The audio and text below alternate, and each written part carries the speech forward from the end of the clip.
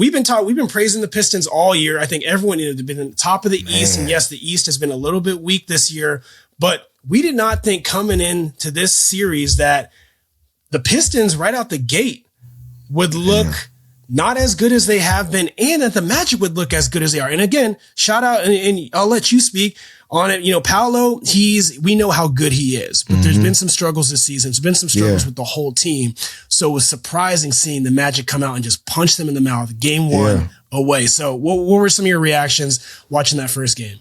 Man, it's tough because first off, this is the good thing about it. Orlando hasn't been playing great to end the season. We all know that. But the play-in game against the Hornets, they had their foot on the gas.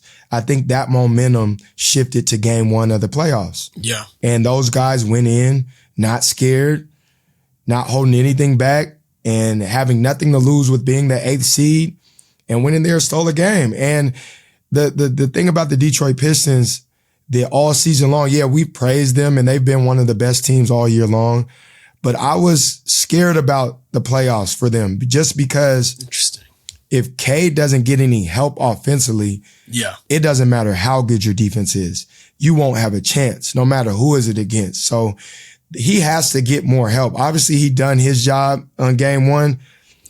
But there was no supporting cast at all. And that's what I've been worried about all season long. And I think one of the big things, they remind me really of a team that I played for in 2016-17, the Celtics, where we were the number 1 seed.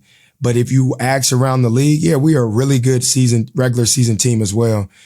But if you ask around the league, I bet most teams would probably like to play us because we didn't, on paper, we wasn't really that good. We didn't have the superstar players. We had, obviously, me, and I had a really good season. I was the anchor of the team, but we had a lot of role players. And I feel like Detroit has that too.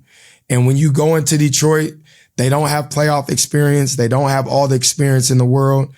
You feel like you can get those boys. You feel like you got a chance with those guys Cade, go do your thing. But if we slow anybody else down, we have a chance to beat those guys, whether their defense is good or not. So game one made me think that way. Dang, they remind me of, not the shit on my team. My team was good and I love my guys. But if I was on another team, I wouldn't have been scared to play the Celtics at that point, which the Chicago Bulls went up 2-0 against us and took our home court advantage. We have to make adjustments and win the next 4. But this series reminds me of that for sure.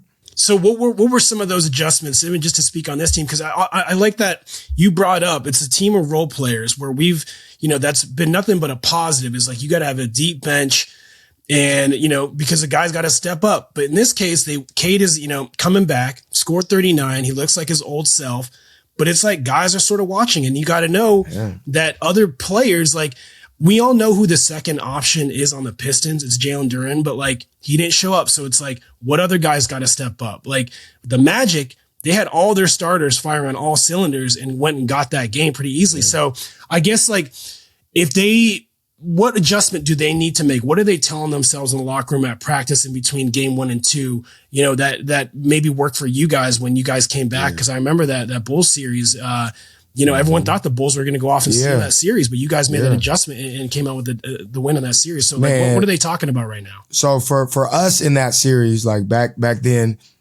Brad Stevens made a huge adjustment. He took out Amir Johnson, who started all year long. He put a shooter in there, Gerald Green, who hasn't really played for us, but is a veteran who can shoot lights out. That gives us space, gives us another threat offensively. And it made a guy like Dwayne Wade have to guard somebody. Not to put anything on him, but it made you have to respect him because he can shoot so good. So that was our biggest adjustment. And we got rolling. They couldn't guard it. We spaced the floor. I was able to attack. And when they collided on me, I was able to spray out for threes. And I had guys that could hit threes. For Detroit, they got to have guys step up offensively. They're the best defensive team in the league for the most part, top 5. It's not about that end right now. You're going to bring everything that you bring all year long on the defensive end. You're going to bring that. But offensively, and this is what scared me the most. Yes, Jalen Duren is an all-star. He's had an amazing year. Can he be your second option to win a championship? That's tough. Because is he going to be able to give you 22 and 10, 20 and 10 every night in the playoffs? He's never had that opportunity to do that. So like, that's when the experience comes in. Cade Cunningham's going to do his thing. Is Jalen Durant going to be able to give you 20 and 10? Is the third option going to be able to give you 18 to 20? That's what you're going to need to be able to survive in the playoffs. Because at the end of the day, the teams who can score the basketball, yes, defense matters, but the teams that can go get a basket and have more guys that can go get a basket on their own are the scariest teams in the playoffs. Mm-hmm. No lie. And that's just what it is. And I think for Detroit, guys have to hit on all cylinders offensively for them to make noise throughout this playoffs, or it's going to be tough. Because what teams are going to do, CJ, is, okay, go get 50. It's fine. You're going to tire yourself out. Go get it. We're going to worry about these other guys and limit them to 8 to 10 points unless Duncan Robinson steps up, unless Tobias Harris, I think, was the second leading scorer. That can't be. That can't happen. He's not even trying to be the second leading scorer. Not like that. That's just what it is. So it's tough, bro. I believe they will make their adjustments. It's only one game. It's only one game, but they need more. And that's going to be tough to find because we don't know if they have more. Well, and also too, we're going to see it in the other series too. What fans need to realize and why you should watch all the playoffs are some of these seeds don't matter. It's not reflective of like the honest, like, this is a great matchup in that, yes, the Pistons have a great, one of the, the best regular season records, but the Magic are big.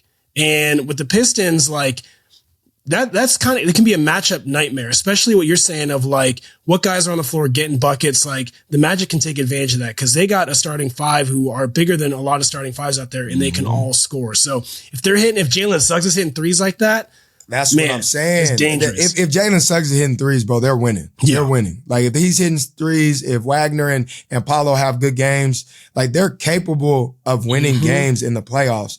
It just hasn't all clicked for them collectively all season long. But this is the right time for it to click. Yeah. All right. But we're not going to get too ahead of ourselves. Game one. But man, we got a series there, which is great because 1-8, you never know. That's what we need. That's what we need. No, it's exciting. I've been locked in because every series I'm finding a reason to watch.